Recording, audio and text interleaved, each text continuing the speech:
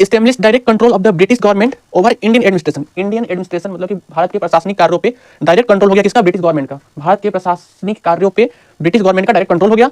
Introduce the dual government system, और इसने ये पूरी तरह से एक्सप्लेन किया कि डुअल गवर्नमेंट सिस्टम में किसका कितना पावर है, यानी कि जो कंपनी रूल है उसकी पावर को डिफाइन किया और जो गवर्नमेंट रूल है उसको भी डिफाइन किया। ठीक है, ताकि जो भी डिफेक्ट्स थे रेगुलेटिंग एक्ट के वो डिफेक्ट्स को रिमूव करने का काम किया इसने।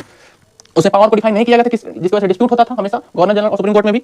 Let the foundation of the centralised administration in India, और इसने सेंट्रलाइज्ड एडमिनिस्ट्रेशन यानी कि पावर्स को सेंट्रलाइज किया।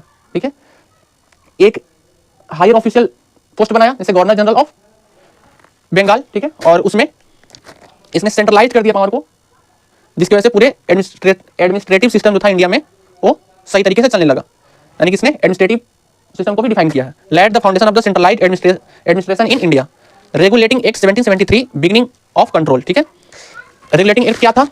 तो भारत पे ब्रिटिश पार्लियामेंट का कंट्रोल स्टार्ट हुआ था उस समय पहला पॉलिसी, पहला एक्ट यही लाया गया था, पहला लॉ ब्रिटिश पार्लियामेंट द्वारा, ताकि ईस्ट इंडिया कंपनी के ऊपर कंट्रोल बना सके और भारत पे गवर्निंग जो वर्क है यानी गवर्नमेंट का वर्क है वो ब्रिटिश पार्लियामेंट के द्वारा एक्शन लिया जा सके। तो यहाँ से एक्ट की शुरुआत होती है रेगुलेटिंग एक्ट से, एक्ट ऑफ कंट्रोल। ठीक है, बिगिनिंग ऑफ कंट्रोल।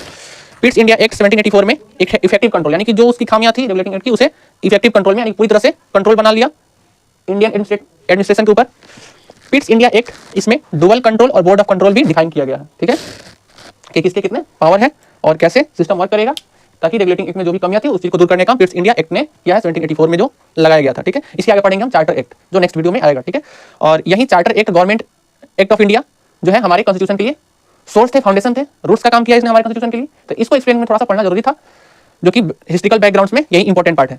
उसके बाद सीधे हम कैसे कॉन्स्टिट्यूशन बनाने के लिए कॉन्स्टिट्यूएंट असेंबली का गठन कैसे किया गया, किन किन लोगों ने उसमें पार्टिसिपेट किया, किसका क्या रोल था, वो देखेंगे। इसके बाद भी चार्टर एक्ट और गवर्नमेंट एक्ट ऑफ इंडिया आएगा। ठीक है।